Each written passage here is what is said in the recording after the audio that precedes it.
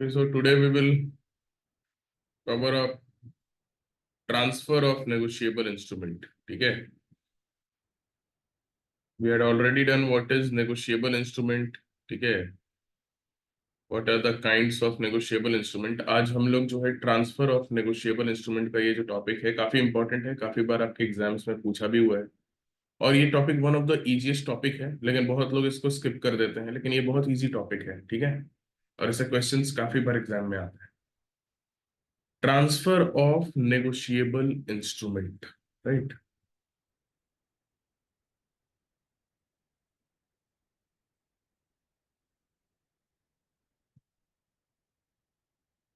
Topic is transfer of negotiable instrument, कि किस तरीके से नेगोशिएबल इंस्ट्रूमेंट ट्रांसफर हो सकता है। क्योंकि हम लोगों को पता है नेगोशिएबल इंस्ट्रूमेंट ट्रांसफर भी हो सकता है एक पर्सन से दूसरे पर्सन को। ठीक है? आपको अगर कोई नेगोशिएबल इंस्ट्रूमेंट मिला, अगर वो पेएबल टू ऑर्डर है या पेएबल टू बियरर, ठीक है, दो में से कोई एक होता है। अगर पेएबल टू ऑर्डर या फिर पेएबल टू बियरर, दोनों में ट्रांसफर हो सकता है ना? बियरर इंस्ट्रूमेंट में भी आप किसी को डिलीवर कर दिए तो ट्रांसफर हो गया, पेएबल टू ऑर्डर वाले में भी आप किसी का नाम लिखकर उसको डिलीवर कर दिए तो ट्रांसफर हो गया। तो ट्रांसफर नेगोशिएबल इंस्ट्रूमेंट्स तो हो सकता है। ट्रांसफर नेगोशिएबल इंस्ट्रूमेंट का ट्रांसफर होना एक नेगोशिएबल इंस्ट्रूमेंट का इनहेरेंट कैरेक्टरिस्टिक होता है। अब द क्वेश्चन इज कि it is one of the inherent characteristic of a negotiable instrument that it is transferable in nature. Now what are the methods, है ना? कितने तरीके से नेगोशिएबल इंस्ट्रूमेंट ट्रांसफर हो सकता है? तो इसके दो मेथड्स होते हैं। एक जो आपके एनआई एक्ट में दिया हुआ है, ठीक है, जिसको बोलते हैं द प्रोसेस ऑफ नेगोशिएशन। एक होता है नेगोशिएशन, ठीक है, नेगोशिएशन, राइट। और दूसरा आपका होता है असाइनमेंट। दूसरा तरीका क्या होता है? असाइनमेंट। असाइनमेंट जो है ये आपके नेगोशिएबल इंस्ट्रूमेंट एक्ट में नहीं है। असाइनमेंट जो होता है ये आपको ट्रांसफर ऑफ प्रॉपर्टी एक्ट के अंदर होता है। ठीक है? टीपी एक्ट के सेक्शन 130 से 132 में आपको दिया है। ट्रांसफर ऑफ प्रॉपर्टी एक्ट के अंदर असाइनमेंट होता है। आप जैसे किसी तरीके का कॉन्ट्रैक्ट असाइन करते हैं ना किसी और को, उसी तरीके से आप अपने नेगोशिएबल इंस्ट्रूमेंट को भी किसी को असाइन कर सकते हैं। तो उसका प्रोसीजर थोड़ा डिफरेंट होता है। एंड में हम लोग नेगोशिएशन और असाइनमेंट में क्या डिफरेंस है उसको भी देख लेंगे। आपके जो टीपी एक्ट, आपका जो नेगोशिएबल इंस्ट्रूमेंट एक्ट है, ठीक है, इसके अंदर आपका क्या होता है? नेगोशिएशन होता है। ठीक है? What takes place under your TP, under your NI act? कैसे नेगोशिएबल इंस्ट्रूमेंट ट्रांसफर होता है? Through the process of negotiation. अब ये नेगोशिएशन का जो प्रोसेस है ये क्या है, ये थोड़ा हम लोग समझते हैं कि what is this process of negotiation. तो इसके लिए बेयर एक्ट पे आओ सभी लोग। बेयर एक्ट में देखो नेगोशिएशन कहाँ दिया गया है? सेक्शन 14 में, है ना? सेक्शन 14।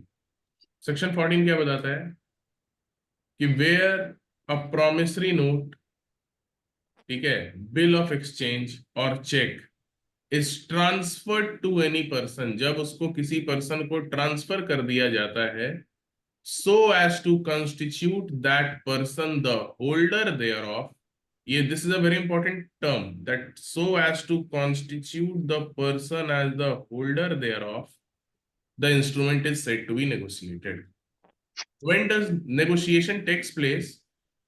नेगोशिएशन टेक्स प्लेस कि एक तो आप वहां ट्रांसफर किए हैं, कि एक पर्सन से दूसरे पर्सन को ट्रांसफर हो गया है, और दूसरा ऐसे सरकमस्टेंस में ट्रांसफर हुआ है सो एज टू कॉन्स्टिट्यूट की पर्सन इज द होल्ड, जो पर्सन जो है he is the holder thereof, कि अब वो उस नेगोशिएबल इंस्ट्रूमेंट का होल्डर कहलाएगा।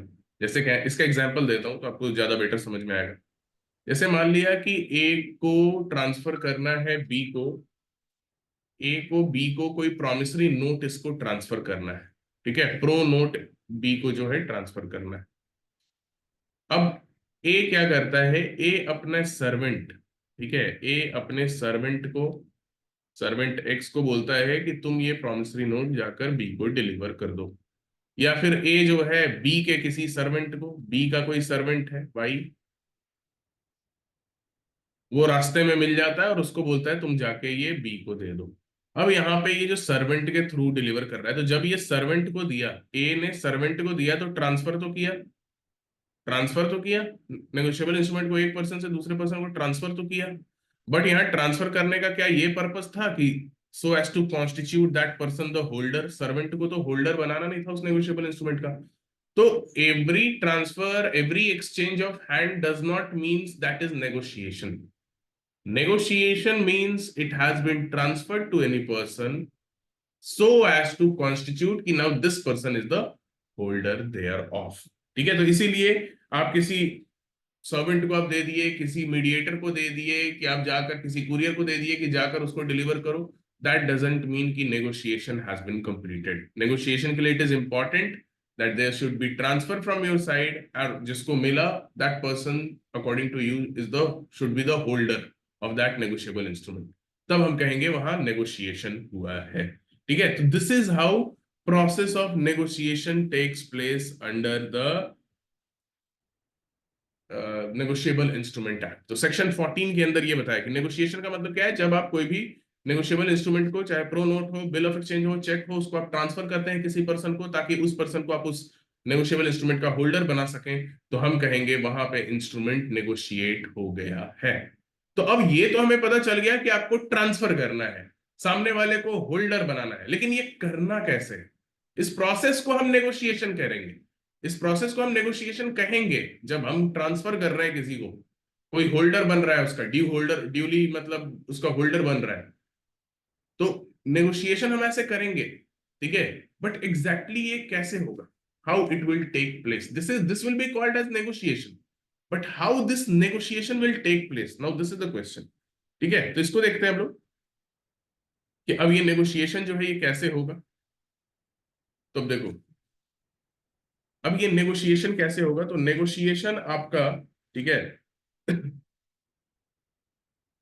दो तरीके से होगा। नेगोशिएशन डिपेंड करेगा किस तरीके का नेगोशिएबल इंस्ट्रूमेंट है, और ये आंसर आप लोग खुद भी दे सकते हैं। नेगोशिएशन डिपेंड करेगा कि कैसे होगा। नेगोशिएशन का मतलब समझ गए, transfer to any person so as to constitute that person the holder, और ये बात आपको कहां बताई गई है, सेक्शन 14 में बताई गई है। अब नेगोशिएशन होगा कैसे, किस तरीके से ट्रांसफर करेंगे, तो दो तरीके से हो सकता है। एक, मियर डिलीवरी करके, बस किसी नेगोशिएबल इंस्ट्रूमेंट का डिलीवरी करके, और दूसरा बाय इंडोर्समेंट एंड डिलीवरी। दूसरा आप क्या करेंगे, इंडोर्समेंट एंड डिलीवरी, ये दोनों प्रोसेस से आप करेंगे। ठीक है, this is how you will do it. ठीक है, बाय मियर डिलीवरी, और दूसरा क्या है, बाय इंडोर्समेंट एंड डिलीवरी। यही दो मेथड से आप किसी को ट्रांसफर कर सकते हैं। तो अब आप लोग आई थिंक इजीली बता सकते हैं कि मियर डिलीवरी आप कौन से नेगोशिएबल इंस्ट्रूमेंट में करेंगे नेगोशिएशन करने के लिए, मियर डिलीवरी कैसे, नेगोशिएबल इंस्ट्रूमेंट्स में बस मियर डिलीवरी से नेगोशिएशन हो सकता है, ट्रांसफर हो सकता है, वैलिड ट्रांसफर, कि आपने बस उसको जाके किसी को डिलीवर कर दिया, उसमें कुछ नाम वाम लिखने की जरूरत नहीं है, बस हाथ में दे दिया। Bearer instrument. यस, हम लोग को पता है नेगोशिएबल इंस्ट्रूमेंट दो तरीके के होते हैं, है ना। नेगोशिएबल इंस्ट्रूमेंट या तो आपको होगा पेबल टू ऑर्डर, है ना, और या तो होगा payable to bearer. First class जो लोग नहीं किए हैं वो लोग जरूर से करके ही ये सब देखिएगा, पहला क्लास बहुत इंपॉर्टेंट था। तो पेबल टू बियरर वाला जो इंस्ट्रूमेंट होगा, नेगोशिएबल इंस्ट्रूमेंट जिसमें दिखा रहेगा पेबल टू बेयरर, उसमें आप बस मियर डिलीवरी करेंगे। तो इसको क्या बोलेंगे, शॉर्ट में बोलेंगे बेयरर इंस्ट्रूमेंट। बेयरर इंस्ट्रूमेंट में आप बस जो है डिलीवरी करेंगे। ठीक है, और दूसरा order instrument, payable to order वाला जो इंस्ट्रूमेंट है, ठीक है, ऑर्डर इंस्ट्रूमेंट में आप क्या करेंगे, इंडोर्समेंट भी करेंगे, और इंडोर्समेंट के साथ साथ आपको डिलीवरी भी करना, मतलब डिलीवरी दोनों में करना है।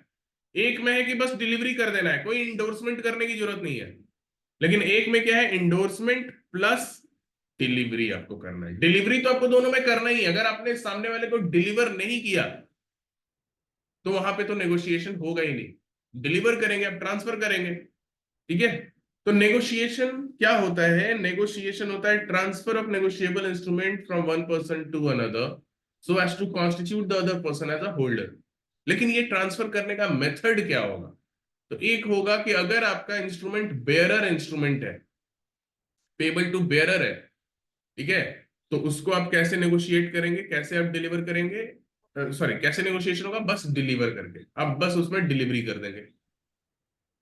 इंडोर्स, और अगर वो पेबल टू ऑर्डर इंस्ट्रूमेंट है तो कैसे करेंगे? आप इंडोर्समेंट प्लस डिलीवरी दोनों करेंगे। आप वहां पे पहले इंडोर्समेंट भी करेंगे फिर डिलीवरी भी करेंगे। अब इंडोर्समेंट यहां से हमारा एक अलग टॉपिक बन जाएगा जो अभी हम लोग पढ़ेंगे। उससे पहले ये सब कुछ प्रोविजंस देख लेते हैं कि अब ये नेगोशिएशन तो आपको बताया था क्या होता है, सेक्शन 14 में बताया गया है। लेकिन नेगोशिएशन कैसे होता है? मियर डिलीवरी और बाय इंडोर्समेंट एंड डिलीवरी, ये किस सेक्शन में दिया है? तो आई थिंक ये सेक्शन 47 में दिया है। देखते हैं इसको।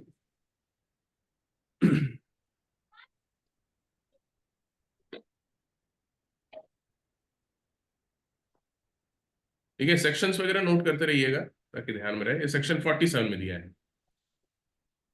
कि negotiation by delivery subject to provision of section 58, a promissory note, bill of exchange, ठीक है, और cheque payable to bearer if it is payable to whom, bearer, तो उसका नेगोशिएशन कैसे होगा?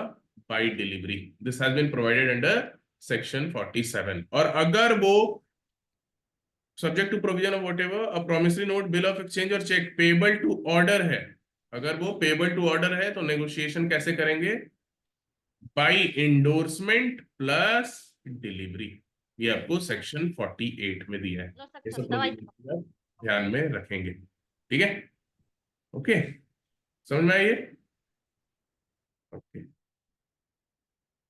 यहां तक क्लियर है कि किस तरीके से नेगोशिएशन होगा? तो बाय डिलीवरी होगा या फिर बाय इंडोर्समेंट आपका ये होगा, ठीक है? इंडोर्समेंट के साथ साथ डिलीवरी भी होना वहां पे नेसेसरी है। एक 47 बताया, एक 48 में बताया हुआ है, ठीक है? यहाँ पे आपका मियर डिलीवरी जो है ये आपको 47 में बताया है, और इंडोर्समेंट प्लस डिलीवरी सेक्शन 48 में बताया, ठीक है? अब इतना समझ गया।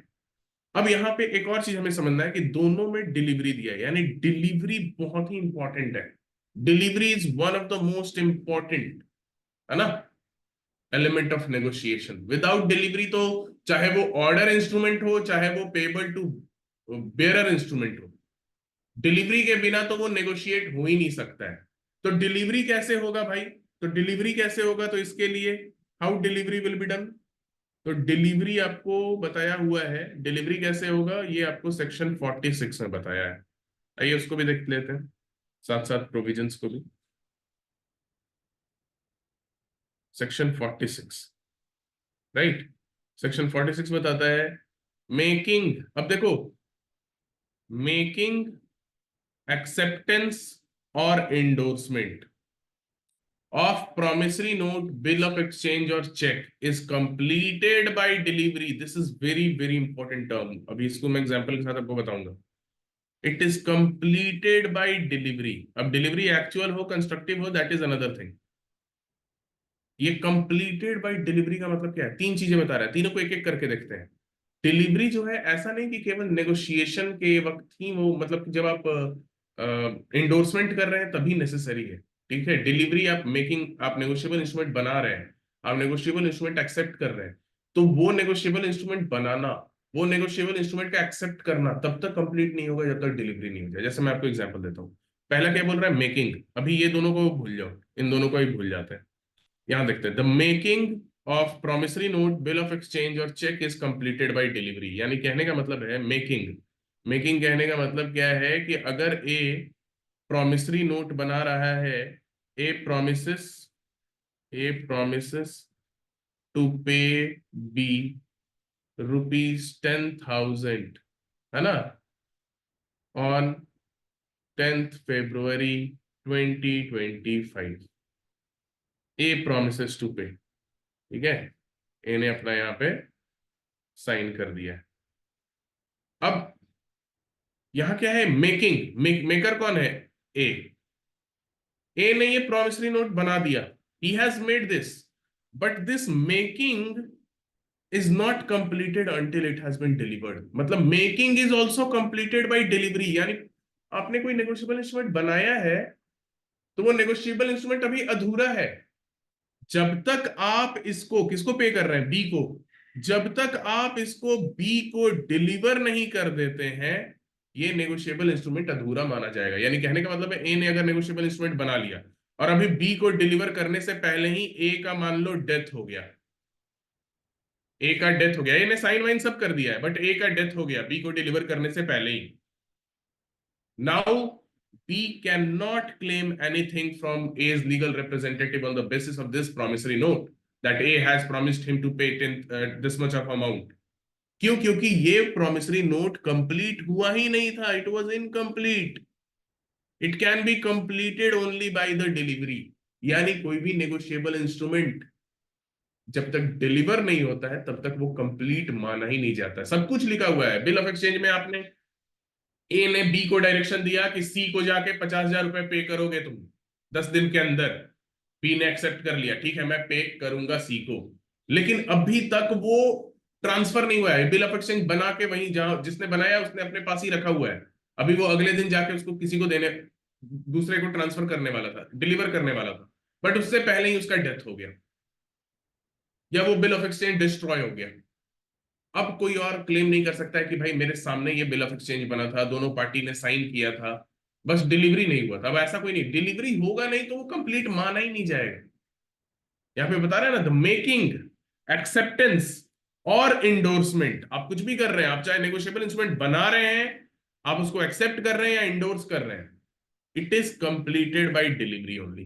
अगर डिलीवरी नहीं होगा negotiable instrument is incomplete. So delivery is one of the very inherent feature, है ना, of transferability of negotiable instrument, right. और वो डिलीवरी कैसा हो सकता है, एक्चुअल और कंस्ट्रक्टिव। अब मुझे नहीं लगता है, अभी मैं हम लोगों ने सेल ऑफ गुड्स एक्ट इतना डिटेल में पढ़ा है तो मुझे नहीं लगता है अब एक्चुअल और कंस्ट्रक्टिव नोटिस आप लोग को इतना मुझे डिटेल में बताने की जरूरत है, ठीक है, बिकॉज एक्चुअल कंस्ट्रक्टिव नोटिस हम लोग ऑलरेडी देख चुके हैं ना। Just wait a second.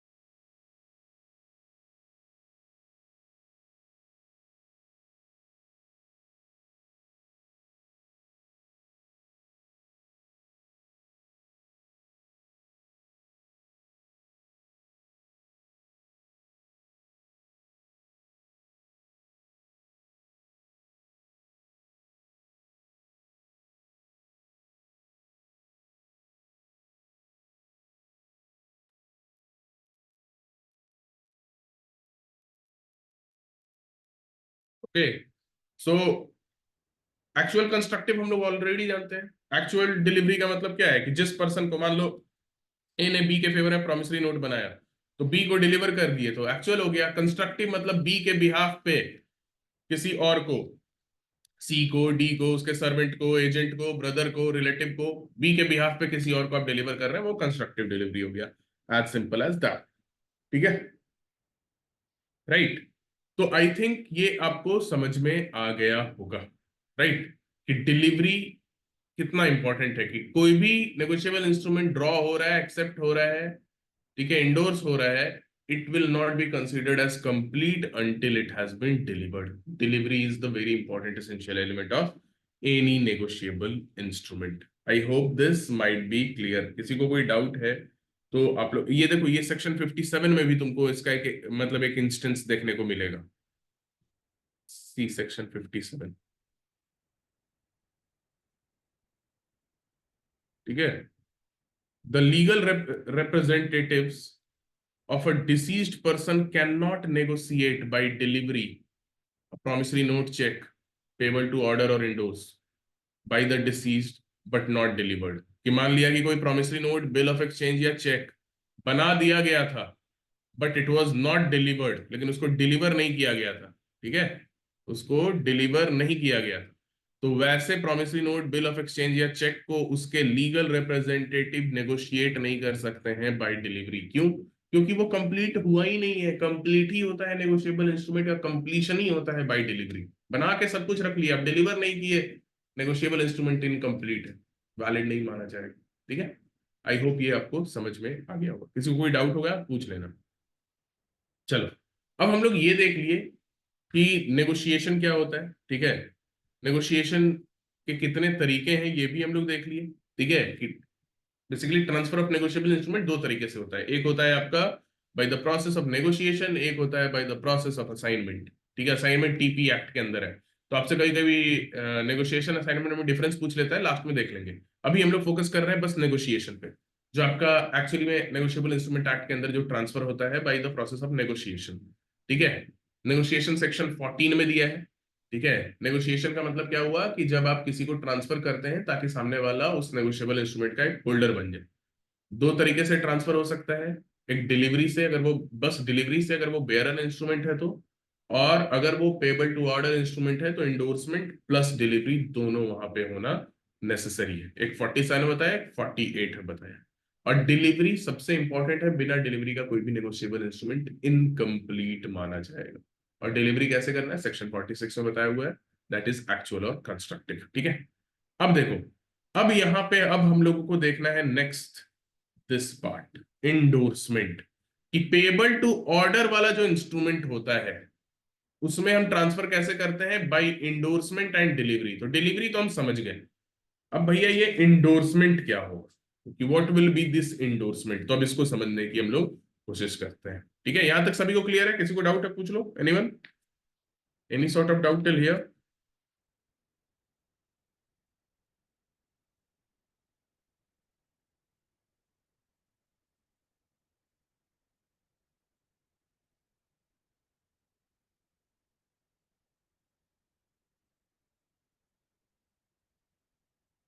Okay, चलो, नहीं है डाउट तो आगे बढ़ते हैं।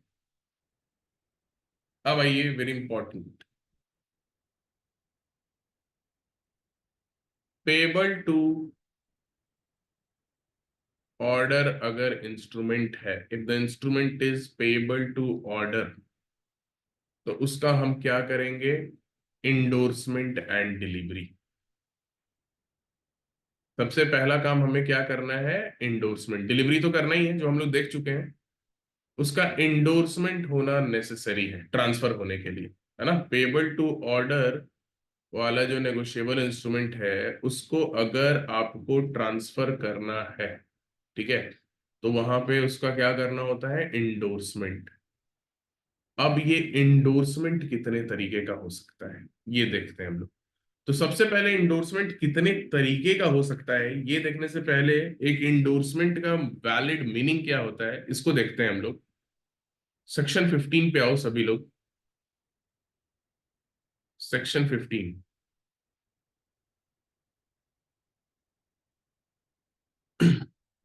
देखिए, इंडोर्समेंट का मतलब क्या होता है,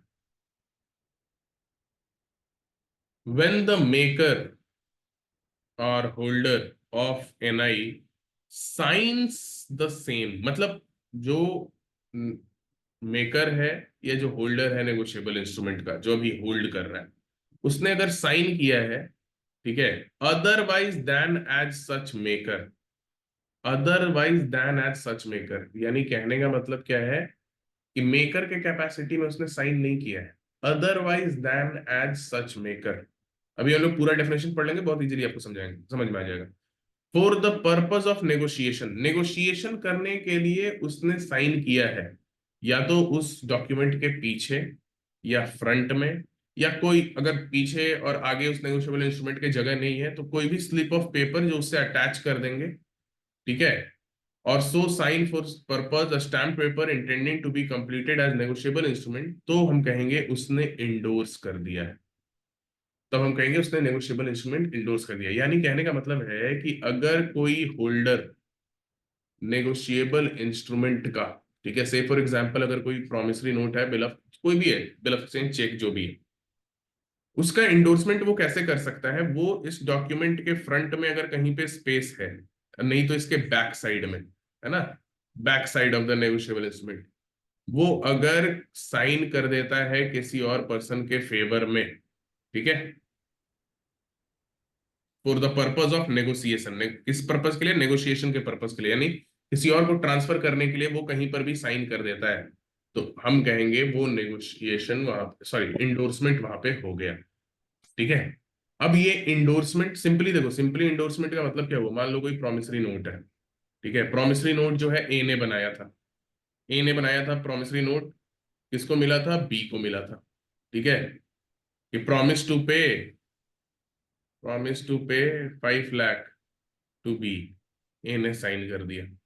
अब यहाँ पे ये पेबल टू ऑर्डर इंस्ट्रूमेंट है मान के चलो, ठीक है, क्योंकि promissory note payable to order ही होता है, पेबल टू बियरर तो केवल बैंक और सेंट्रल गवर्नमेंट ही इशू कर सकते हैं, तो पेबल टू ऑर्डर है। अब बी को सी को ट्रांसफर करना है, तो क्या करेगा, इसी नेगोशिएबल इंस्ट्रूमेंट के बैक साइड में अगर जगह है तो, नहीं है तो फ्रंट में भी, या नहीं तो कोई पेपर अटैच करके भी, बैक साइड में बी को अगर सी को ट्रांसफर करना है तो ये बोल देगा कि कि it is payable to C, और फिर बी अपना यहाँ पे साइन कर दिया। तो यहाँ पे देखो, holder of a negotiable instrument signed it, किस पर्पस के लिए, नेगोशिएशन के पर्पस के लिए, सी को नेगोशिएट करने के लिए, सी को ट्रांसफर करने के लिए, ऑन द बैक और फेस और on slip of paper attached, तो इसको हम बोलेंगे कि ही हैज इंडोर्स्ड इट। तो इस तरीके से इंडोर्समेंट होता है। अब देखो, अब ये वाला लाइन का मतलब समझो, पहले वाला लाइन का मतलब कि इंडोर्समेंट कौन कर सकता है, तो होल्डर तो कर सकता है,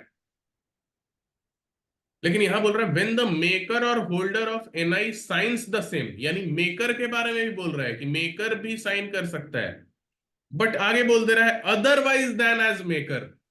अब इसका मतलब क्या हुआ कि व्हेन द मेकर और a holder of a negotiable instrument science the same, हाँ, प्लेट लगा दीजिए। Kindly mute yourself, when the maker or holder of a negotiable instrument signs the same, यहां तक तो ठीक है कि मेकर भी इंडोर्स कर सकता है, होल्डर जो है वो भी इंडोर्स कर सकता है, लेकिन आगे फिर बोल रहा है otherwise than as such maker, यानी कहने का मतलब मेकर के कैपेसिटी में आप इंडोर्स नहीं कर सकते हैं। अब ए यहाँ पे इस नेगोशिएबल इंस्ट्रूमेंट का मेकर है, अब ये बी को इंडोर्स थोड़ी कर रहा है, बी के फेवर में नेगोशिएबल इंस्ट्रूमेंट ड्रॉ कर रहा है, लेकिन वही हो सकता है ए ने बी के फेवर में बनाया, बी ने सी के फेवर में बनाया, हो सकता है सी फिर से ए के फेवर में बना दे, और फिर वहां पे ए अब किस कैपेसिटी में आ गया, ए कैपेसिटी में आ गया होल्डर के, अब ए वहां पे फिर डी के फेवर में बना दिया, डी के फेवर में इंडोर्स कर दिया, तो इस तरीके से मेकर भी हो सकता है, देयर इज अ पॉसिबिलिटी, ठीक है, बट मेकर के कैपेसिटी में आप इंडोर्स नहीं कर सकते हैं, ठीक है। आई hope this might be clear. तो ये आपका प्रोसेस होता है इंडोर्समेंट का। अब इंडोर्समेंट के 7 काइंड्स होते हैं, अब वो सारे काइंड्स को बहुत ही पेशेंटली समझिएगा, पेशेंस के साथ, और बहुत इजीली वो समझ में आ जाएगा। 7 तरीके का इंडोर्समेंट होता है, वो पढ़ने के बाद आपका ये टॉपिक पूरा कंप्लीट हो जाता है, ठीक है। 7 तरीके का इंडोर्समेंट होता है, मैं एक एक करके आपको बताता हूँ, बहुत इजी है। इंडोर्समेंट का मतलब सभी लोगों को समझ में आया, किसी को डाउट है इंडोर्समेंट का मतलब समझने में कि what is endorsement, anybody? Sir otherwise than such maker एक बार समझा दीजिए। मतलब मेकर के कैपेसिटी में आप नेगोशिएबल इंस्ट्रूमेंट को इंडोर्स नहीं करते हैं, ऐसे कहने का मतलब है, मेरे को यही तो बताता है।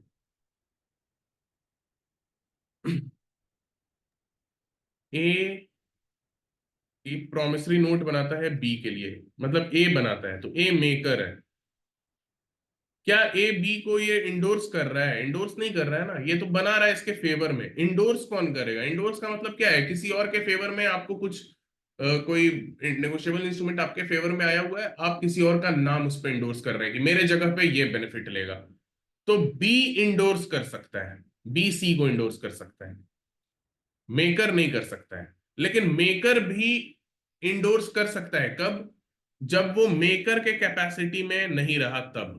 तो कैसे, ए ने बी के फेवर में इंडोर्स किया, सॉरी ए ने बी के फेवर में नेगोशिएबल इंस्ट्रूमेंट क्रिएट किया कि 5 लाख I will pay to B, B ने सी के फेवर में कर दिया कि now it is payable to C. अब सी को फिर सी ने, अब सी ने ए से उधार लिया हुआ था, तो सी ने उसी प्रॉमिसरी नोट को वापस से ए के फेवर में कर दिया कि पेबल टू ए, तो अब जो है ए किस कैपेसिटी में इस नेगोशिएबल इंस्ट्रूमेंट को रिसीव कर रहा है, नॉट एज मेकर। तो अब यहां पे ए चाहे तो किसी को इंडोर्स कर सकता है, ठीक है, कि पेबल टू जेड। समझ में आई ये बात? ठीक है, Yes, sir. Otherwise than as a maker. और आप लोग ये सेक्शन, एक और सेक्शन है जो आप देख सकते हैं, सेक्शन 51, वो भी बताता है हु में इंडोर्स और नेगोशिएट। सेक्शन 51।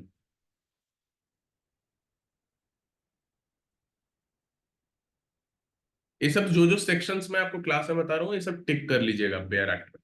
प्रीलिम्स का भी क्वेश्चन जनरली नहीं सबसे पड़ता है, हु में नेगोशिएट। ठीक है,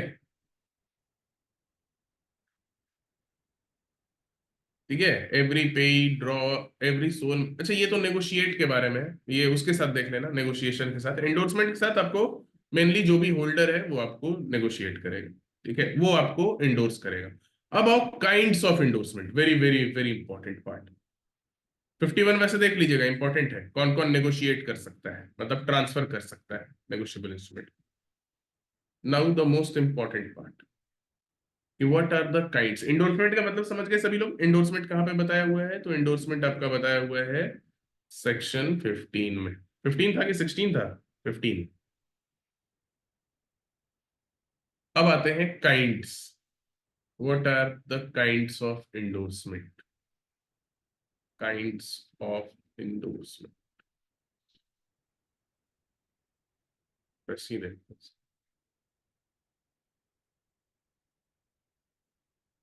काइंड्स ऑफ इंडोर्समेंट, पहले मैं सारा काइंड्स लिख देता हूं, फिर एक एक करके आपको बता।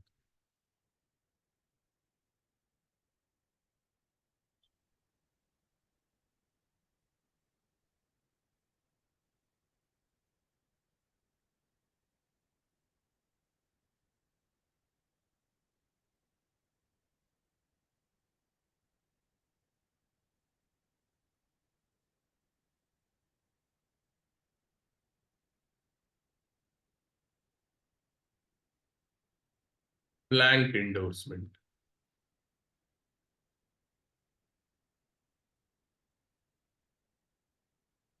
इसको जनरल इंडोर्समेंट ही बोलते हैं, इसको जनरल एंडोर्समेंट भी बोलते हैं। दूसरा होता है आपका फुल एंडोर्समेंट,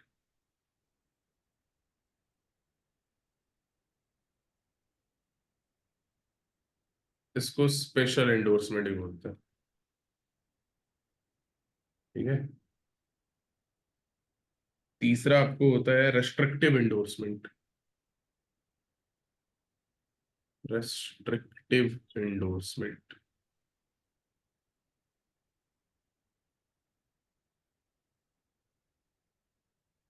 चौथा सैंस रिकोर्स एंडोर्समेंट,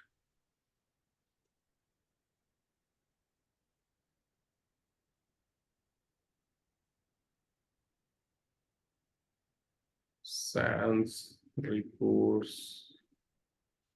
एंडोर्समेंट।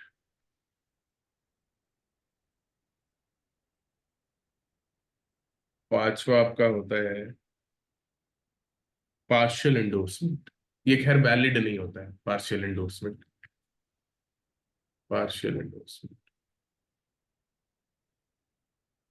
फिर उसके बाद आपका होता है कंडीशनल एंडोर्समेंट,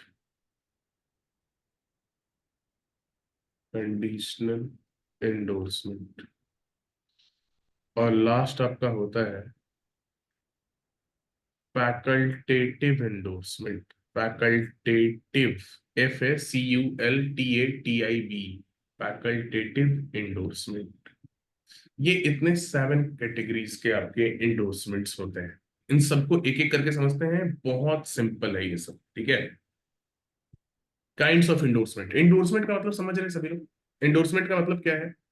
जैसे हम लोग बहुत इजीली एग्जांपल्स के थ्रू इसको समझेंगे हम लोग, ठीक है। इंडोर्समेंट के लिए हम लोग, इंडोर्समेंट समझने के लिए एक एग्जांपल ले लेते हैं, कि मान लो कोई भी ये प्रॉमिसरी नोट है या चेक है या बिल ऑफ एक्सचेंज, जो भी है। एक सेकंड, ओहो सॉरी, ओके, आ गया।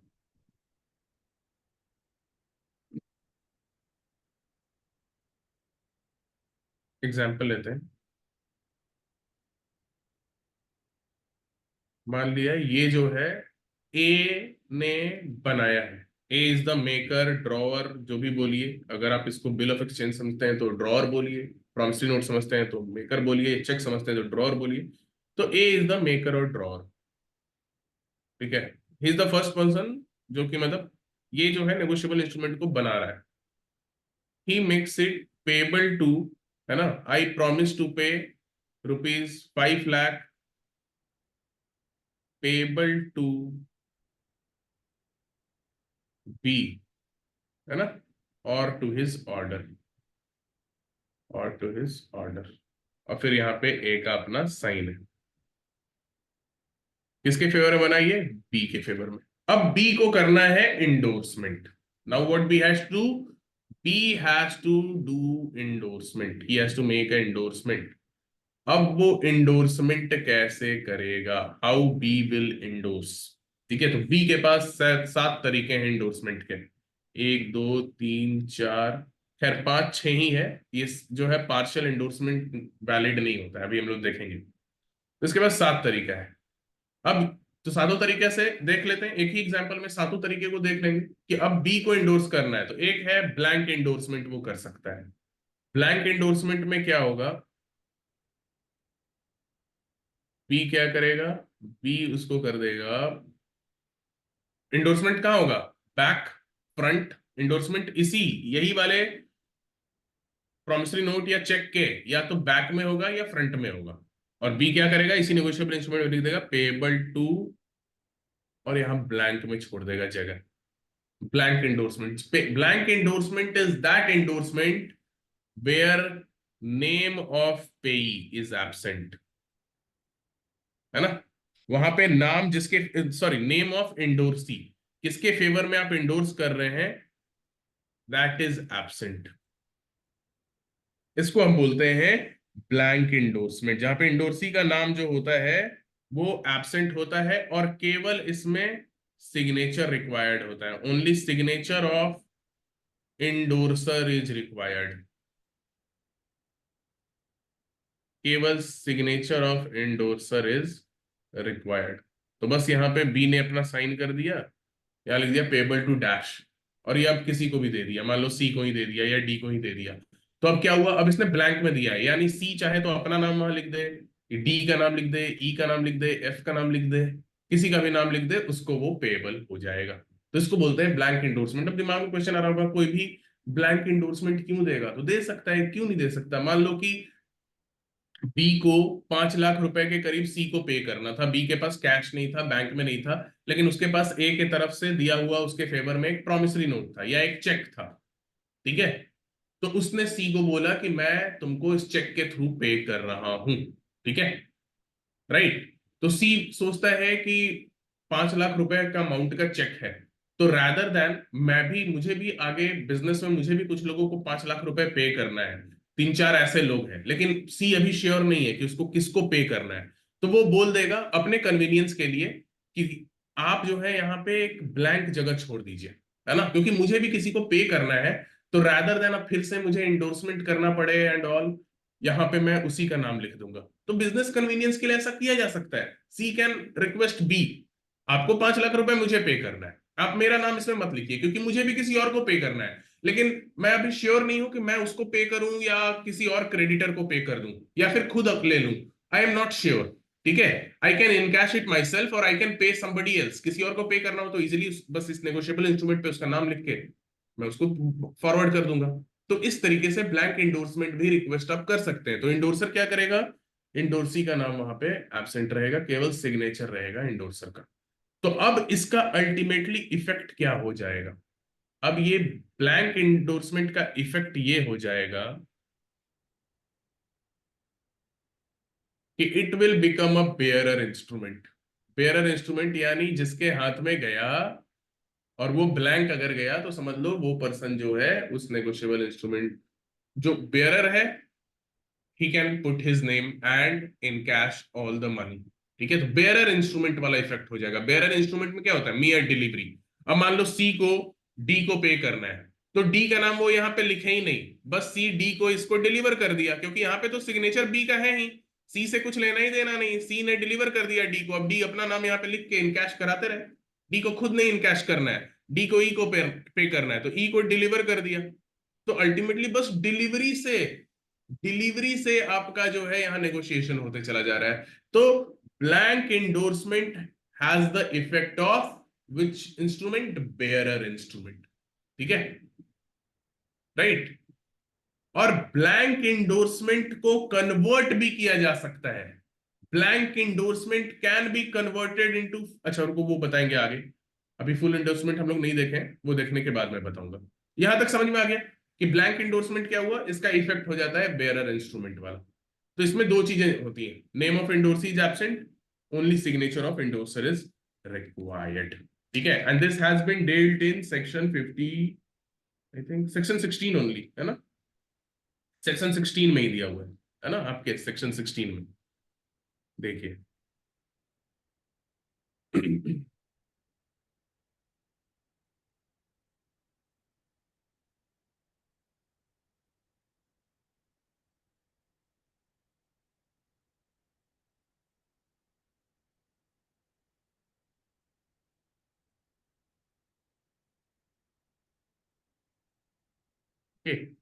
if the endorser signs his name only, the endorsement is said to be in blank। ठीक है, तो ब्लैंक एंडोर्समेंट कहां दिया है? सेक्शन 16 में, कि बस अपना नाम वहां पे दे दिया, ओनली हिज नेम, इंडोर्सी का नाम नहीं दिया, इंडोर्सी का नाम एब्सेंट है, that becomes a blank endorsement. और अगर वही फुल इंडोर्समेंट का भी देख ही लो, फुल इंडोर्समेंट का मतलब क्या होता है? If he adds a direction to pay the amount mentioned in the instrument to or to the order of a specified person, तो endorsement full। यानी अगर वहां पे लिख देता है पेबल टू बी, या फिर पेबल टू बी और टू हिज ऑर्डर, तो वहां क्या हो जाता है? That becomes a full instrument, क्योंकि वो किसको पे करना है या किसके ऑर्डर पे पे करना है वो क्लियरली वहां पे लिखा हुआ है। तो फुल एंडोर्समेंट को भी एक बार देख लेते हैं, एग्जांपल जो हम लोग देख रहे थे उसके अकॉर्डिंग। ठीक है, अब इसी में देखो,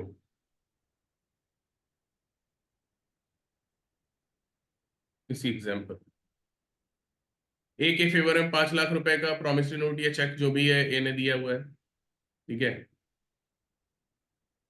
प्रॉमिसरी नोट है बी के फेवर में।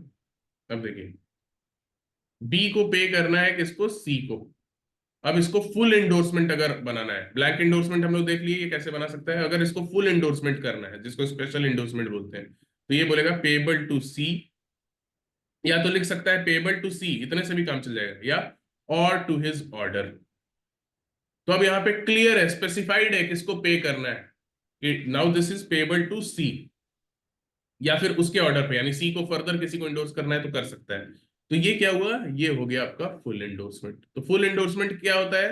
फुल एंडोर्समेंट में आपको सिग्नेचर भी चाहिए, इंडोर्सर का सिग्नेचर इंडोर्सर का चाहिए, नेसेसरी है, और इंडोर्सी का नेम वहां पे क्लियरली मेंशन होना चाहिए, है ना? इंडोर्सी कौन होगा? This should also be clearly mention, है ना? इंडोर्सी का जो वहां पे नाम है या आइडेंटिटी जो है वहां पे क्लियर हो चुका होना चाहिए। ठीक है, तो this is called as full endorsement, right? कि name, full name of endorsee as well as signature makes an instrument full. समझ रहे हो? अब यहां पे देखते हैं क्या ब्लैंक इंडोर्समेंट फुल इंडोर्समेंट में कन्वर्ट हो सकता है कि नहीं।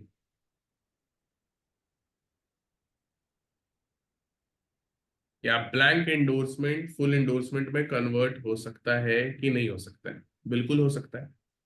अब जैसे इसके लिए सेक्शन 49 सभी देखिए, हम लोग दो तरीके का एंडोर्समेंट देख लिए। अब इसमें आपस में कन्वर्जन हो सकता है कि नहीं, इसको थोड़ा देख लेते हैं। सेक्शन 49 सभी लोग देखिए, बेयर एक्ट में। आज 14 ही 15 लोग क्लास कर रहे हैं। नेगोशिएबल इंस्ट्रूमेंट जो है ये थोड़ा मतलब डिफिकल्ट टेक्निकल सब्जेक्ट है, इसमें क्लासेस ज्यादा मिस नहीं कीजिए।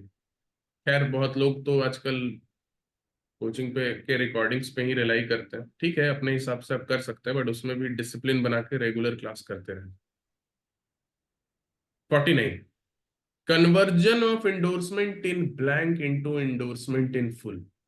The holder of a negotiable instrument endorsed in blank may, without signing his own name, by writing above the endorser's signature a direction to pay to any other person as endorsee, convert the endorsement in blank into endorsement in full, and the holder does not incur the responsibility of an endorser.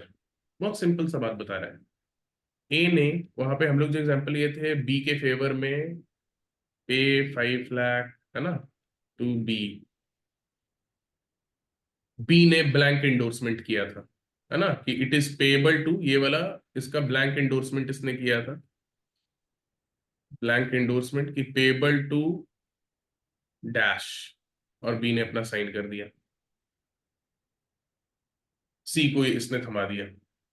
अब यहां पे क्या बता रहा है कि जो भी होल्डर होगा ब्लैंक नेगोशिएबल इंस्ट्रूमेंट का, सी क्या है, C is the holder of blank negotiable instrument, एक ब्लैंक नेगोशिएबल इंस्ट्रूमेंट का सी होल्डर है।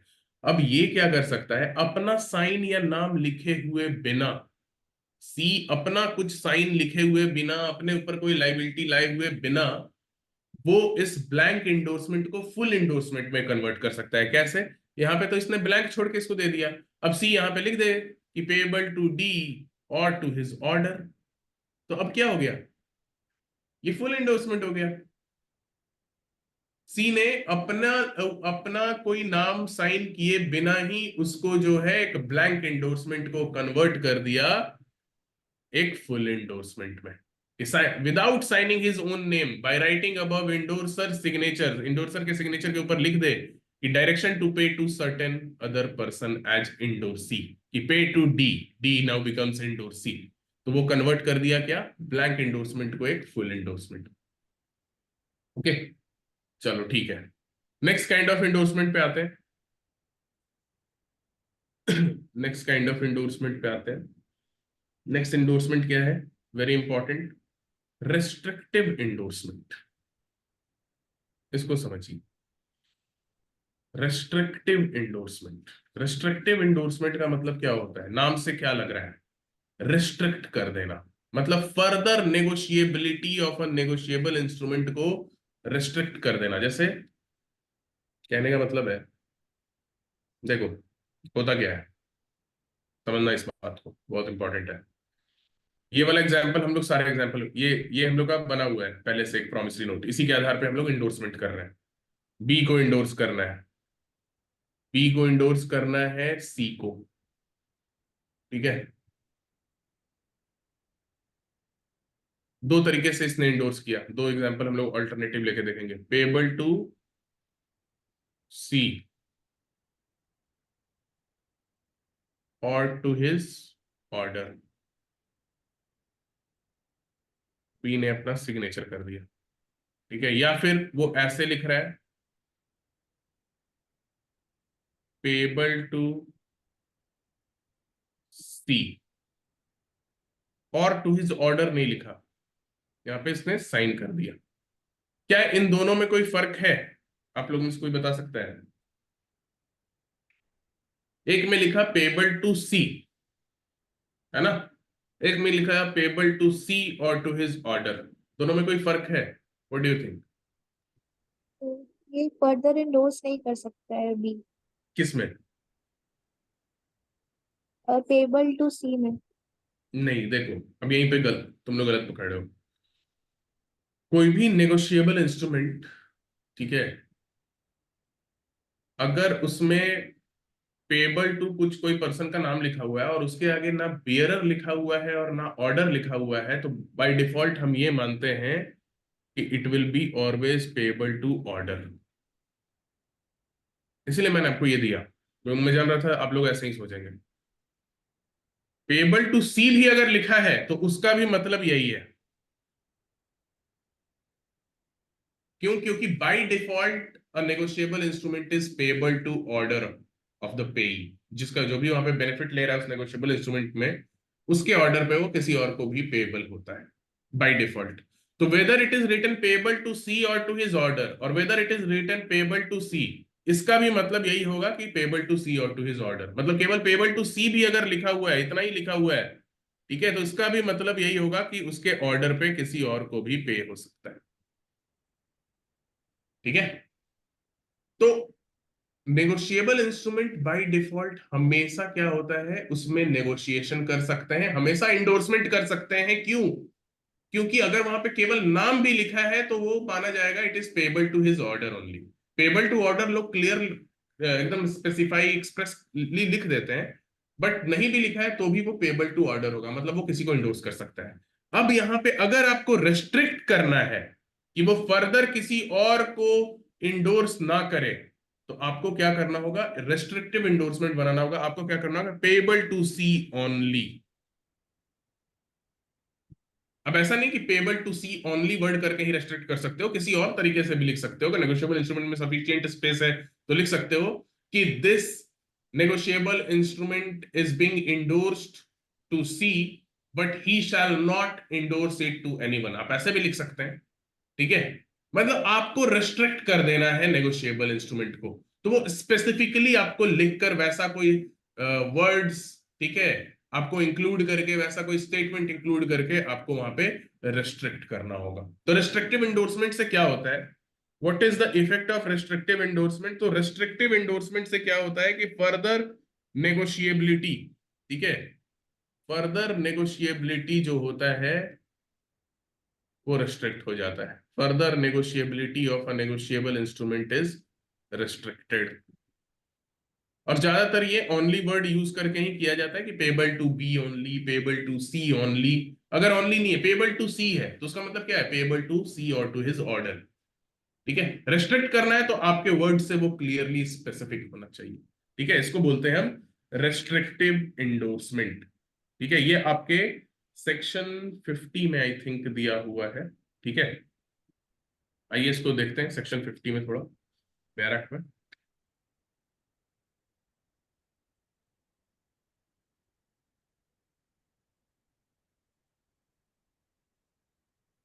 फिफ्टी देखो, इफेक्ट ऑफ इंडोर्समेंट, मतलब ये स्पेसिफिकली रेस्ट्रिक्टिव दिया नहीं है, मतलब इसमें बता रहा है कि ऐसा भी इंडोर्समेंट हो सकता है कि endorsement of NI followed by delivery transfer to the endorsee the property therein. और उसके पास राइट भी आ जाता है, इंडोर्सी के पास क्या आ जाता है, राइट ऑफ फर्दर नेगोशिएशन, कि वो मतलब आगे जाके उसको किसी और को भी ट्रांसफर कर सकता है या नेगोशिएट कर सकता है। बट इंडोर्समेंट में बाय एक्सप्रेस वर्ड रेस्ट्रिक्ट और एक्सक्लूड सच राइट। बट ये राइट इनहेरेंट है, फर्दर नेगोशिएशन आप कर सकते हैं, लेकिन अलग से उसको रेस्ट्रिक्ट भी किया जा सकता है बाय एक्सप्रेस वर्ड्स। ठीक है, कि उसको रेस्ट्रिक्ट भी किया जा सकता है। ऐसे देखिए, pay the content to C only, pay C for my use, pay C और order for account of B. ठीक है, the within must be credited to C, मतलब ये केवल क्रेडिट होगा सी को। ठीक है, तो आप किसी भी तरीके का वर्ड्स यूज करके आप उसके फर्दर नेगोशिएबिलिटी को रेस्ट्रिक्ट कर सकते हैं। ठीक है, तो आपका जो इनहेरेंट कैरेक्टरिस्टिक होता है इंडोर्समेंट का, कि उसके साथ साथ आपको नेगोशिएबिलिटी का भी राइट मिलता है। जो इंडोर्सी होता है उसको, वो उसको फर्दर नेगोशिएट कर सकता है, बट आप स्पेसिफिक एक्सप्रेस वर्ड से आप उसको रेस्ट्रिक्ट भी कर सकते हैं। तो इसी को बोलते हैं हम रेस्ट्रिक्टिव इंडोर्समेंट। ओके, नेक्स्ट आइए, नेक्स्ट कौन सा है देखते हैं।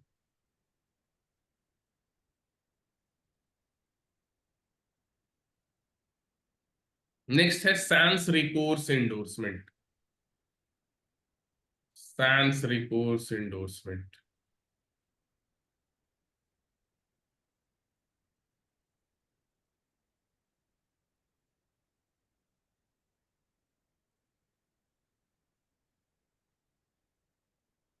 ये भी काफी इंपॉर्टेंट इंडोर्समेंट है। इसको विदाउट रिकोर्स बोलते हैं। सैंस रिकोर्स का मतलब होता है विदाउट रिकोर्स।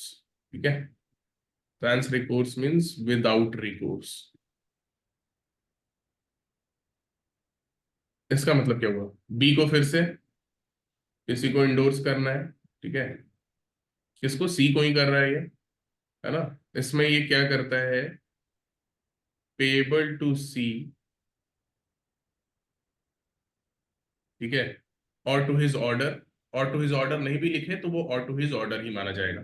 अब यहां पे समझो, अब मान लो बी ने सी के फेवर में नेगोशिएबल इंस्ट्रूमेंट इशू कर दिया, ठीक है। अब इस नेगोशिएबल इंस्ट्रूमेंट, अगर ये नेगोशिएबल इंस्ट्रूमेंट सी के पास आया, अब अगर ये डिसऑनर हो गया, डिसऑनर हो गया, चेक था बाउंस कर गया, ठीक है, बी ने सी को दिया था ना, या फिर प्रॉमिसरी नोट है उसके अंदर सी को पे नहीं हुआ, तो सी जो है किसको लाइबल ठहराएगा, सी किसको लाइबल ठहराएगा, सी, क्या सी बी को नोटिस भेजेगा कि नहीं भेजेगा।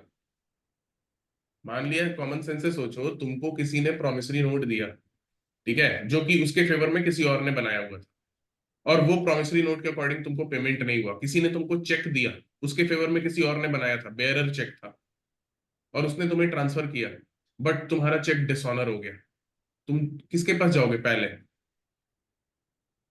नेचुरली सोच के देखिए, कॉमन सेंस से सी बी के पास जाएगा या नहीं जाएगा। सर बी के पास जाएगा। जाएगा, क्योंकि देखो, जितने भी, अगर डिसऑनर कभी भी होता है कोई नेगोशिएबल इंस्ट्रूमेंट, तो सारे के सारे प्रायर पार्टी जो होते हैं वो लाइबल होते हैं, all prior parties are liable, B भी लाइबल है, ए भी लाइबल है, एवरी वन इज लाइबल। अगर वो डिसऑनर हो जाता है तो सारे प्रायर पार्टीज को पार्टीज बनाया, डिफेंडेंट्स बनाया जा सकता है, तो सी बी के पास जाएगा, ठीक है, ओके। अब सैंस रिकोर्स का कहां पे यूज आता है वो समझो। सैंस रिकोर्स क्या होता है कि बी अगर सैंस रिकोर्स इंडोर्समेंट करना चाह रहा है, तो ये क्या करेगा, payable to C sans recourse, या फिर इसका मतलब विदाउट रिकोर्स, सैंस की जगह विदाउट वर्ड भी यूज कर सकता है। विदाउट रिकोर्स, अगर उसने नेगोशिएबल इंस्ट्रूमेंट कोई सी को इशू कर दिया और लिख दिया उस पर सैंस रिकोर्स या विदाउट रिकोर्स, उसका मतलब है कि अब अगर ये नेगोशिएबल इंस्ट्रूमेंट डिसऑनर भी हो जाता है, तो सी जो है बी को, बी के अगेंस्ट कोई क्लेम लेकर नहीं आ सकता है, ठीक है, उसका लाइबिलिटी अब एक्सटिंग्विश हो गया। Now C does not have to approach B, उसको ए के पास जाना है, ए के पास जाए, बी को वो पार्टी नहीं बना सकता है। तो ये फायदा होता है इंडोर्सर के लिए कि जब वो इंडोर्सी को कोई नेगोशिएबल इंस्ट्रूमेंट इशू कर रहा है तो उसमें डिसऑनर हो जाए, तो वो अपना लाइबिलिटी एक तरीके से एक्सटिंग्विश कराने के लिए सैंस रिकोर्स नेगोशिएबल इंस्ट्रूमेंट का सहारा लेता है। अब जैसे इसका एग्जांपल देखते हैं, ये कैसे सर्कमस्टांस में हो सकता है, बहुत सारे सर्कमस्टांस में हो सकता है। एक एग्जांपल लेते हैं, जैसे मान के चलो 5 लाख रुपए का ये था, ठीक है, अब सी को बी से 5 लाख रुपए क्लेम करने थे। 5 लाख रुपए के लिए सी जो है बी के पास जाता है, बी बोलता है मेरे पास 5 लाख रुपए नहीं है, ठीक है, और सी को इमीडिएटली पैसे की जरूरत है, सी को इमीडिएटली पैसे की जरूरत है, बट बी बोलता है मेरे पास पैसे नहीं है। बट बी उसको बोलता है कि मेरे पास एक नेगोशिएबल इंस्ट्रूमेंट है, एक प्रॉमिसरी नोट है या एक चेक है, ठीक है, जो 5 लाख रुपए का है। बट बी बोलता है आई एम नॉट श्योर कि वो चेक जो है वैलिड तरीके से बनाया गया है कि नहीं, या फिर आई एम नॉट श्योर कि वो चेक ऑनर होगा कि नहीं। बी खुद से सस्पिशन रेज करता है कि मेरे पास जो प्रॉमिस नेगोशिएबल इंस्ट्रूमेंट है, मैं डाउटफुल हूं कि इसके अंदर जो 5 लाख रुपए पेएबल है कि एक्चुअली ये मिलेगा कि नहीं। सी को लगता है कि भाई ये तो ऐसे भी नहीं पे कर रहा है, क्यों ना रिस्क ले लिया जाए। वो बोलता है ठीक है, तुम मुझे वही वो नेगोशिएबल इंस्ट्रूमेंट दे दो। अब बी बोलता है कि नहीं, मैं तुम्हें अगर नेगोशिएबल इंस्ट्रूमेंट 5 लाख का दे दूं, वो डिसऑनर हो जाएगा, तो फिर तुम मुझे आओगे परेशान करने, ठीक है। तो बी इसलिए बोलता है कि ठीक है, मेरे मेरे तुम्हारी तरफ लाइबिलिटी है 5 लाख रुपए की, मेरे पास ऑलरेडी एक डाउटफुल नेगोशिएबल इंस्ट्रूमेंट है 5 लाख रुपए का, मैं क्या करता हूं, तुम्हें मैं इंडोर्स कर देता हूं, but I will not have any liability if it gets dishonoured. तो वो क्या करेगा, बी वहां पे वर्ड यूज कर देगा, payable to C sans recourse, मतलब अगर इसमें कुछ भी डिफॉल्ट हुआ, कोई डिसऑनर हुआ, मेरे पास नहीं आना, ठीक है। Now you have to go directly, मतलब मेरे से प्रायर पार्टीज हैं उसके पास जाएंगे, जिसने इंडोर्स किया उसके पास नहीं। तो इंडोर्सर अपने लाइबिलिटी को क्या करता है, यहाँ पे एक्सटिंग्विश करा देता है, ठीक है। सैंस रिकोर्स में इंडोर्सर अपने लाइबिलिटी को, है ना, एक्सटिंग्विश करा लेता है। यही होता है आपका sans recourse endorsement. I hope this might be clear. किसी को डाउट इसमें, एनीवन? चलो सैंस रिकोर्स का मतलब होता क्या है? Without recourse.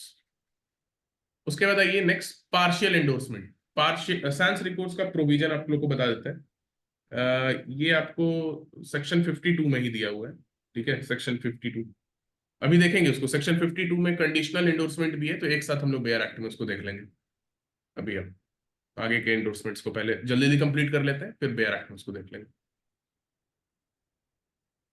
अब आप पार्शियल एंडोर्समेंट। पार्शियल एंडोर्समेंट का मतलब क्या होता है? पार्शियल एंडोर्समेंट का मतलब होता है कि जैसे इंडोर्स किया जा रहा है सी को, बी इंडोर्स कर रहा है सी को, 5 लाख रुपए का इंडोर्समेंट है इसके फेवर, 5 लाख रुपए का ये प्रॉमिसरी नोट है बी के फेवर में।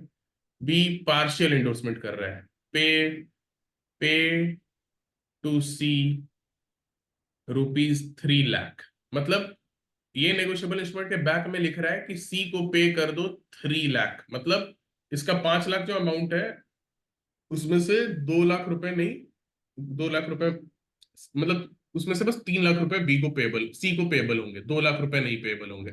तो इस तरीके का पार्शियल एंडोर्समेंट आप इंडिया में नहीं कर सकते हैं। पार्शियल एंडोर्समेंट जो है सेक्शन 56 जो है रेस्ट्रिक्ट करता है।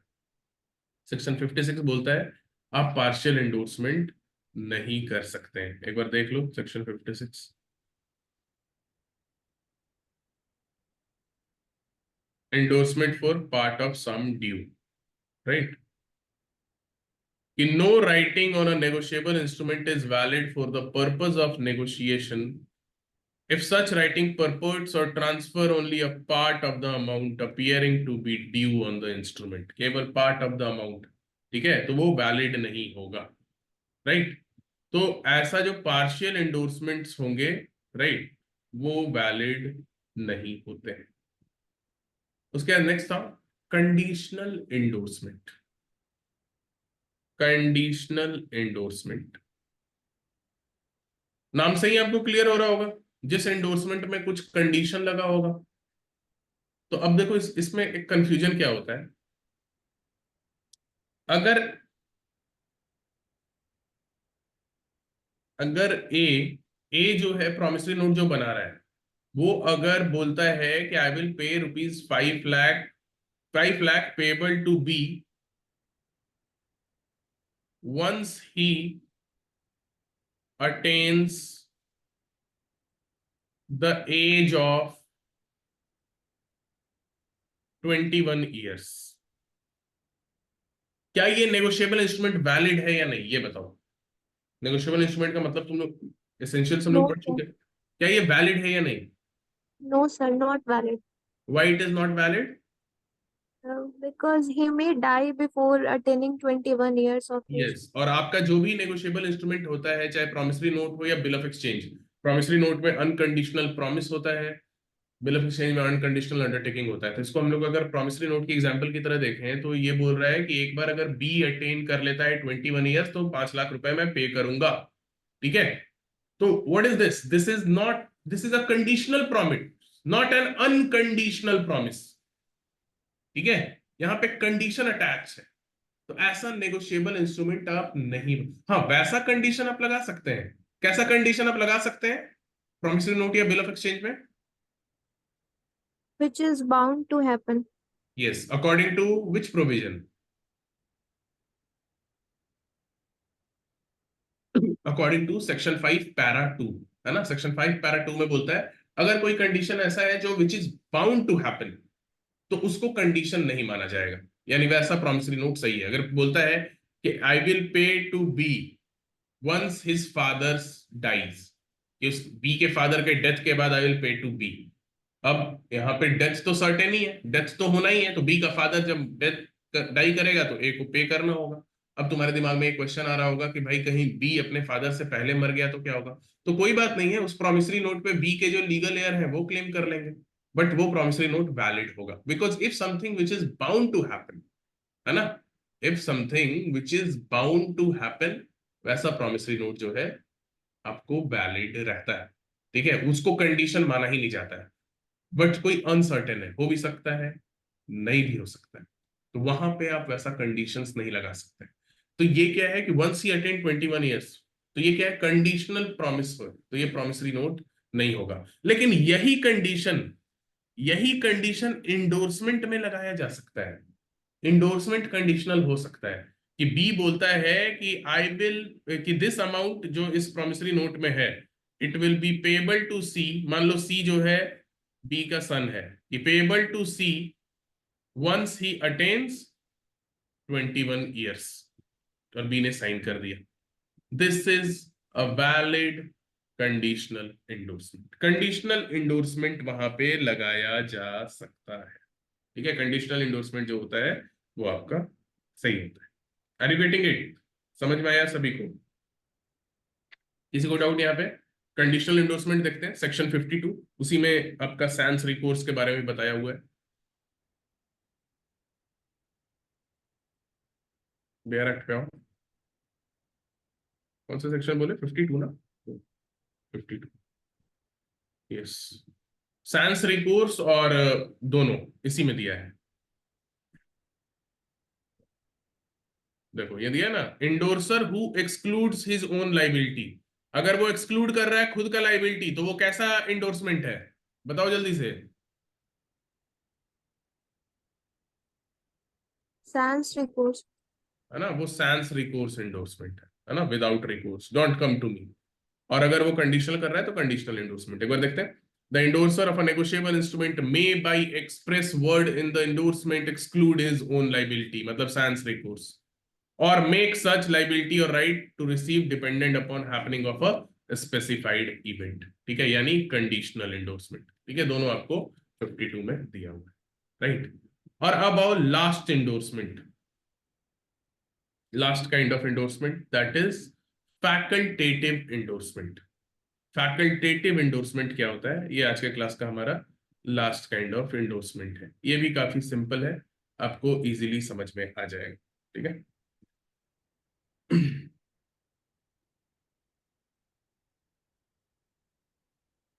इसको हटाई, एक minute. Negotiable instrument top subject जो है ये काफी इजी है। देखो मैं 100% मैं गारंटी के साथ बोल सकता हूँ, आप लोग ज्यादातर लोग केवल section 4, 5, 6 promissory note, bill of exchange cheque पढ़ते होंगे और फिर जाके डिसऑनर पढ़ते होंगे, और बीच में आपको लगता होगा कि भाई बहुत ही कुछ टेक्निकल, बहुत वैसा कुछ टफ दे दिया हुआ है। आप पढ़े कभी नहीं है इसलिए आपको ऐसा लगता है। ठीक है, या फिर कॉलेज में इतना टाइम इस सब्जेक्ट को किसी भी कॉलेज में नहीं दिया जाता है, इसलिए उतना वो लगता है। ठीक है, बट है काफी इजी। अब ये एंडोर्समेंट कितना सिंपल है, हम लोग शुरू से देख रहे हैं। नेगोशिएशन, नेगोशिएशन आपका कैसे होगा? डिलीवरी होगा, एंडोर्समेंट होगा और डिलीवरी होगा। ठीक है, अब उसमें इंडोर्समेंट कैसे होगा? तो ये 7 तरीके हैं, बहुत सिंपल है सब। ठीक है, नाम वाम दिखने में लग रहा है थोड़ा भारी है कि अरे sans recourse endorsement, facultative endorsement, लेकिन है काफी इजी। अब फैकल्टेटिव इंडोर्समेंट देखो, ये भी बहुत इजी है। फैकल्टेटिव इंडोर्समेंट क्या होता है? फैकल्टेटिव इंडोर्समेंट देखते हैं। अब यही नेगोशिएबल इंस्ट्रूमेंट 5 लाख का था। ठीक है, सी को पे किया जा रहा है, this is payable to C और टू हिज ऑर्डर, है ना, पेबल टू सी और टू हिज ऑर्डर।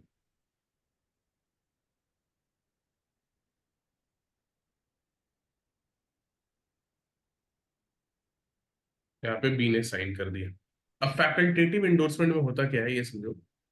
उससे पहले ये देखिए, मान लिया ये अगर डिसऑनर हो जाता है, ये अगर नेगोशिएबल इंस्ट्रूमेंट डिसऑनर हो जाता है, तो डिसऑनर होने के बाद सी बी को, बी के अगेंस्ट क्लेम कर सकता है। ठीक है, सी बी को सीयू कर सकता है, सी कैन सीयू बी अगर डिसऑनर हुआ तो। लेकिन जब भी कोई नेगोशिएबल इंस्ट्रूमेंट डिसऑनर होता है, तो जो भी इंडोर्सर है या फिर जो भी मेकर है उसके पास एक राइट होता है, उसके पास एक अधिकार होता है। अधिकार क्या होता है? टू रिसीव नोटिस, कि पहले मुझे नोटिस दो।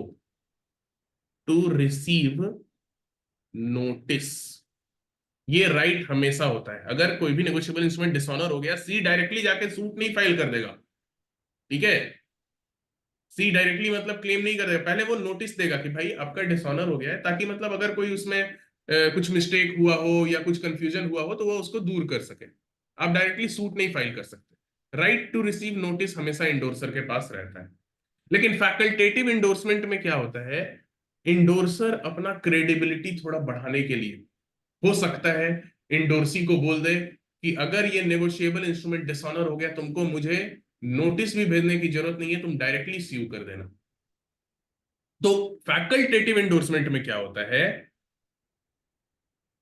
फैकल्टेटिव इंडोर्समेंट में जो इंडोर्सर होता है अपना राइट जो होता है, राइट टू रिसीव नोटिस, इसको वेव कर देता है।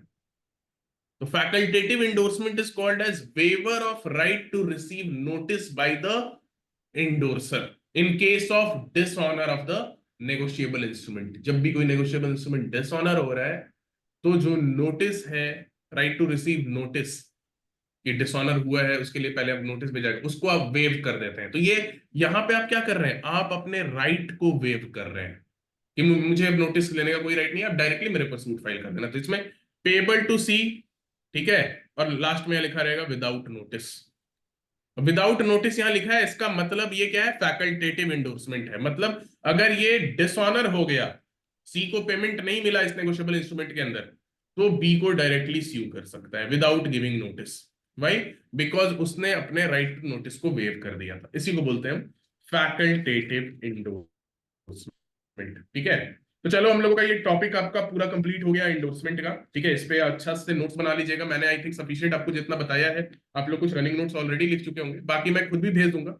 अभी एक्चुअली इंटरव्यू का टाइम है, ठीक है, तो मॉक इंटरव्यूज के कारण क्लासेस हो सकता है कभी हो कभी ना हो, मतलब वीक में एक दो दिन। तो अभी थोड़ा डिस्टर्ब क्लासेस चल सकता है फॉर दिस मंथ, है ना। और नेक्स्ट मंथ में तो खैर दुर्गा पूजा भी है, तो मुझे लग रहा है दुर्गा पूजा तक हो सकता है थोड़ा क्लासेस कभी कभी गैप आपका हो सकता है। ठीक है, तो कोई नहीं, उस समय अगर गैप हो तो आप सबके पास कोचिंग के ऐप का एक्सेस है, कुछ रिवीजन पर्पस के लिए कुछ रिवीजन आप कर सकते हैं, या कोई नए सब्जेक्ट जो आपने अभी तक नहीं पढ़ा हुआ है आप उसको वहां से देख सकते हैं। ठीक है, बट लाइक वीक में तीन तीन दिन तो मिनिमम क्लास हो गई, 3-4 दिन मेरा कोशिश रहेगा, बिकॉज 2 दिन तो मुझे मतलब उसमें में कंप्लीट देना होगा, because there are lot of people जिनका मॉक इंटरव्यू सेशन कराना है। ठीक है, और आप लोग का भी नोटिफिकेशन आने में थोड़ा टाइम भी है, तो क्लासेस हो सकता है कभी कभी हो कभी ना हो, because tomorrow is Saturday, tomorrow we will not have a class, because Saturday Sunday दोनों दिन मॉक इंटरव्यू का ये है।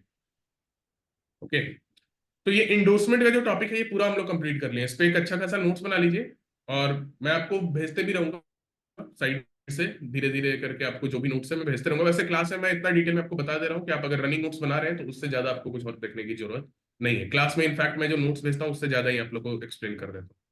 ठीक है, तो चलो कोई दिक्कत है तो इसमें बताओ। ठीक है, एक बार शुरू से क्विक रिवीजन करते हैं। ये हम लोग देखे क्या, हम लोग स्टार्ट किए थे आज का टॉपिक पढ़ना कि ट्रांसफर ऑफ नेगोशिएबल इंस्ट्रूमेंट कैसे होता है। अच्छा, एक चीज आज के क्लास में बताना भूल गए, असाइनमेंट और नेगोशिएशन में डिफरेंस क्या होता है। कोई नहीं, नेक्स्ट क्लास में याद दिलाना, क्लास के स्टार्टिंग में ही वो चीज डील कर लेंगे, क्योंकि वो एग्जाम में एक बार पूछा हुआ है, अभी रहने देते हैं। तो हम लोग स्टार्ट किए ट्रांसफर ऑफ नेगोशिएबल इंस्ट्रूमेंट कैसे होता है। तो कैसे कैसे होता है बताइए जल्दी से, कैसे होता है। So negotiation and assignment. Negotiation और असाइनमेंट, असाइनमेंट कहाँ होता है, Transfer of Property Act. ठीक है, सेक्शन 130 से 32। नेगोशिएशन, नेगोशिएबल इंस्ट्रूमेंट एक्ट किस सेक्शन में है, 14. 14। नेगोशिएशन के लिए क्या नेसेसरी है, Either through mere delivery or by endorsement and delivery. Negotiation जो है आपका कैसे हो सकता है, डिलीवरी से। 14 में आपको बताया गया है कि ट्रांसफर करना है so as to make the other person as a holder, तो या तो आप मियर डिलीवरी कर सकते हैं या फिर आप इंडोर्समेंट प्लस डिलीवरी कर सकते हैं। ठीक है, डिलीवरी मियरली कहाँ करेंगे, Bearer instrument. किस सेक्शन में ये बताया गया है, 47. और ये ऑर्डर इंस्ट्रूमेंट में, और ये किस सेक्शन में बताया है, 48. 48। डिलीवरी कैसे करना है ये किस सेक्शन में बताया हुआ है, 46. 46। डिलीवरी का इंपॉर्टेंस क्या है नेगोशिएबल इंस्ट्रूमेंट के कॉन्टेक्स्ट में, what is the importance of delivery in negotiable instrument. It is the most essential element of negotiation, and without delivery, negotiation cannot happen. Yes, मतलब विदाउट डिलीवरी या negotiable instrument is incomplete, समझ लो। क्योंकि negotiable instrument कोई बना भी रहा है, deliver नहीं कर रहा है, तो उसका कोई पर्पस नहीं सर्व हो रहा। ठीक है, ओके। उसके बाद हम लोग देखें इंडोर्समेंट। ठीक है, इंडोर्समेंट किस सेक्शन में बताया हुआ है, डिफाइन किया हुआ है? Section 15. सेक्शन 15 में हम लोगों ने देखा इंडोर्समेंट। ठीक है, जो भी होल्डर होता है वो आपको इंडोर्स कर सकता है। इंडोर्स आप कहाँ कर सकते हैं? फ्रंट में, बैक में, पेपर के नीचे भी, या कोई अलग से पेपर अटैच करके, अगर वहां जगह नहीं है तो। अब इंडोर्समेंट कितने तरीके का हो सकता है? तो आपका एक हो सकता है ब्लैंक इंडोर्समेंट। ठीक है, ब्लैंक इंडोर्समेंट में केवल एक एसेंशियल रिक्वायरमेंट होता है, क्या? Signature of endorser is signature required. Of endorser. Section कौन सा दिया हुआ है? 16। ठीक है, फुल एंडोर्समेंट का दो रिक्वायरमेंट होता है, क्या क्या? ये भी सेक्शन 16 में दिया है। इसमें दो रिक्वायरमेंट होता है, क्या क्या? What? Signature of endorser, okay, and endorsing. Endorser and endorsee. नहीं नहीं, इंडोर्सी का सिग्नेचर नहीं, इंडोर्सी का क्या? सिग्नेचर ऑफ इंडोर्सर, इंडोर्सी का नेम, इंडोर्सी का जो नेम है बस वो रिक्वायर होता है। ठीक है, उसके बाद हम लोग देखे थे रेस्ट्रिक्टिव इंडोर्समेंट। रेस्ट्रिक्टिव मतलब, रेस्ट्रिक्टिव इंडोर्समेंट का इफेक्ट क्या होता है? इसका इफेक्ट क्या होता है रेस्ट्रिक्टिव इंडोर्समेंट का? Further negotiability is restricted. हाँ, आगे वो नेगोशिएट नहीं हो सकता है। किस सेक्शन में दिया है?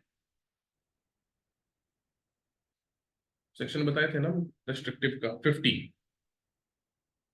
सेक्शन 50 में इसे बताया हुआ है। उसके अंदर कहते हैं सैंस रिकोर्स। सैंस रिकोर्स का क्या पर्पस होता है?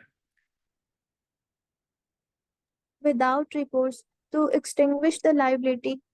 यस, अपने लाइबिलिटी को जो इंडोर्सर है वो एक्सटिंग्विश कर देता है। सैंस रिकोर्स किस सेक्शन में होता है, बताया गया है? 52. 52। पार्शियल इंडोर्समेंट किसको कहते हैं? पार्शियल इंडोर्समेंट किसको कहते हैं? जिसमें आधा नाम लिखा रहता है इंडोर्सी का, नहीं, हाफ अमाउंट या अमाउंट पार्शियल पार्ट में अमाउंट लिखा पे रहता करने को है ना? बोलते तो हैं. पार्शियल इंडोर्समेंट इज वैलिड और not? Not valid in India. According to which section? 56. According to section 56। ठीक है, उसके बाद आपका कंडीशनल इंडोर्समेंट, आप कोई कंडीशन लगा के कर सकते हैं, ये भी आपको सेक्शन 52 में दिया है। और लास्ट हम लोग देखे फैकल्टेटिव इंडोर्समेंट। फैकल्टेटिव इंडोर्समेंट में क्या होता है बेसिकली, क्या वेव किया जाता है? Right to receive notice about yes, dishonor of negotiable yes, instrument. Holder जो है राइट टू रिसीव नोटिस जो है उसको वेव कर देता है, यानी आप मुझे डायरेक्टली स्यू कर देना अगर डिसऑनर हो जाए। ठीक है, तो ये हमारा इंडोर्समेंट का टॉपिक जो है पूरा आपका कंप्लीट हो गया। जो जो प्रोविजन बोले एक एक बार उसको देख लीजिएगा, ये बड़ा टॉपिक था, एक क्लास में पूरा कंप्लीट हो गया हम लोग का। ठीक है, next class most probably Monday को होगा। ठीक है, तब तक आप लोग का कुछ भी अगर पीछे का छूटा उटा होगा वो सब देखते रहिए। ठीक है, कोई कॉपी वॉपी चेक करने के लिए होगा वो सब भेजते रहिए। ठीक है, नेक्स्ट मंडे को करेंगे। नेक्स्ट वीक में हम लोग इसको एनआई आपका कंप्लीट हो जाएगा, और 3 से 4 क्लास लगना है एनआई में, फिर आपका कंप्लीट हो जाएगा। छोटा ही सब्जेक्ट है। ओके, चलो, किसी को कोई डाउट है तो पूछ लो, anybody,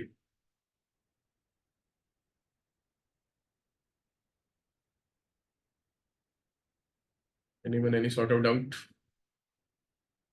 okay then, thank you everyone.